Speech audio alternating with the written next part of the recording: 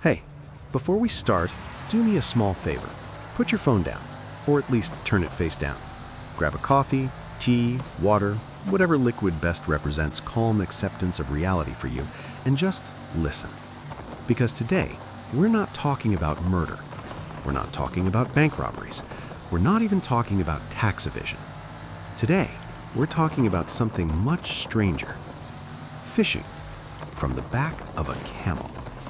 Which sounds like a joke, like something someone made up to fill space on a weird laws website.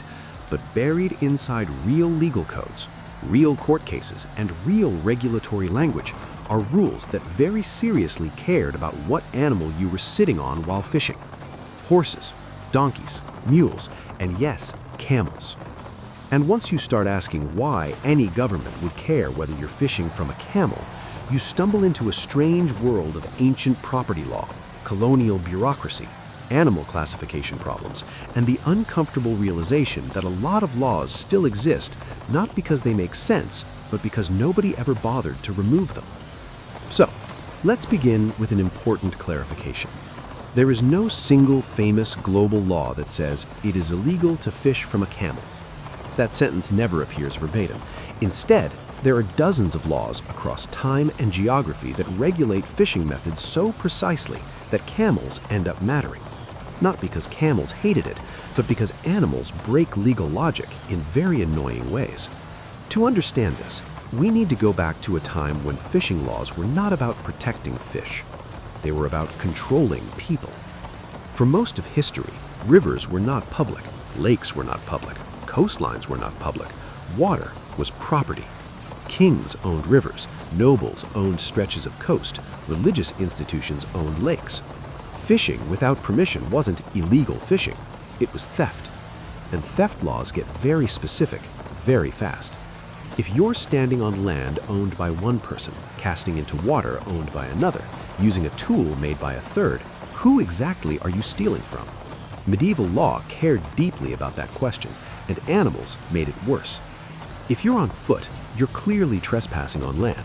If you're in a boat, you're clearly occupying water. But what if you're on an animal that can stand on land, walk into water, and move across boundaries without stopping? That question mattered enough to write laws about it. In many early fishing codes, especially in Europe and later in colonial territories, fishing from horseback was explicitly regulated or banned, not because horses were cheating, but because mounted fishing allowed people to access water without technically entering it on foot. You could remain on land while exploiting water rights, and lawyers hated that. Camels complicated this even more. Camels were not common in Europe, but they were extremely common in colonial regions where European legal systems were imposed onto landscapes they didn't fully understand. North Africa, the Middle East, parts of South Asia. Colonial administrators brought with them European fishing laws designed for rivers and boats and horses, and then encountered camels. And camels did not fit. Camels could wade into water deeper than horses. They could carry fishing gear, nets, traps, and even people for long distances without boats.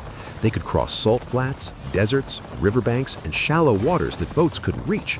From the perspective of colonial regulators, camels were mobile fishing platforms. And mobile fishing platforms were dangerous. Because fishing laws were never just about catching fish. They were about preventing people from bypassing control. In many regions, fishing rights were tied to permits issued for boats. If you weren't in a registered boat, you weren't supposed to fish. But what if you weren't in a boat? What if you were technically on land, but also in water? So lawmakers did what lawmakers always do when reality gets messy. They wrote extremely specific rules. Fishing while mounted. Fishing while mounted on an animal capable of entering water. Fishing while mounted on a beast of burden. And once you do that, camels are unavoidable. In British colonial India, for example, Fisheries Acts regulated mechanized vessels, non-mechanized vessels, and other conveyances. Camels fell into that last category. In some regions, fishing from any animal used for transport was restricted in order to prevent large-scale net fishing without oversight. The same logic appeared in parts of North Africa under French administration. Fishing laws defined legal methods based on whether the fisher was stationary, mobile, or mounted. Mounted fishing allowed access to protected breeding grounds near shores and riverbanks, which were often off-limits. Camels mattered because they allowed people to fish where boats couldn't go, and regulators didn't want them to. But this wasn't just a colonial problem. Even in Europe, animal-based fishing laws existed. In some regions, fishing from horseback was banned to prevent mounted poaching along riverbanks. The concern wasn't the horse, it was speed. A mounted fisher could cover large stretches of river quickly, evade guards, and transport fish efficiently. Replace horse with camel in regions where camels existed, and the logic stays the same. Now, here's where it gets interesting. These laws didn't disappear when the circumstances that created them did, because law is sticky. Once a regulation is written, removing it requires effort, it requires political will, it requires someone to notice it still exists, and weird laws are often low priority. Nobody is lobbying hard to repeal obscure fishing restrictions involving camels, so they stay. Long after camels stop being relevant, long after fishing methods change, long after nobody remembers why the law was written in the first place. This is why even today you can find fishing regulations that classify animals in ways that seem absurd, rules that differentiate between vehicles, vessels, and animals, even though modern fishing rarely involves any of them. The law doesn't evolve smoothly, it accretes, like barnacles. And sometimes those barnacles are camels. There's also another layer to this: fairness. Fishing regulations have always tried, sometimes poorly, to prevent unfair advantage. Nets were regulated because they caught too much. Certain traps were banned because they destroyed breeding populations. Mobility itself became a target. If you can move faster, carry more equipment, and access more territory, you can outcompete others. Mounted fishing was seen as an unfair advantage, so laws restricted it. And again, camels were exceptionally good at being unfair. They could carry heavy nets, they could travel long distances without water, they could stand in shallow lagoons for hours. From the perspective of regulators trying to protect local fishing communities, or at least control them, camels were a problem. Now, did anyone ever get arrested specifically for fishing from a camel? Almost certainly, but those cases rarely survive in records because the camel wasn't the headline. The violation was illegal fishing. The camel was just the method. Which brings us to the modern era. Today, most fishing laws don't explicitly mention camels. They don't need to. Instead, they regulate vehicles, vessels, or methods, and camels fall through the cracks. But the logic remains. If someone today tried to fish from a camel in a protected area, regulators wouldn't cite camel fishing. They'd cite illegal access, prohibited methods, or wildlife disturbance. The camel is no longer special, but it was. And the fact that it ever mattered at all tells us something important about how law works. Laws are not written for edge cases.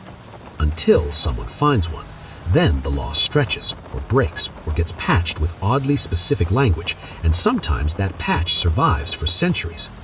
This is why legal codes are full of bizarre specificity, why you'll find references to animals, tools, and behaviors that no longer exist in practice.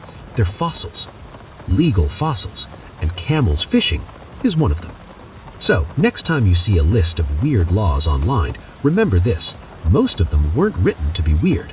They were written to solve real problems in real contexts that no longer exist, and nobody cleaned up after them.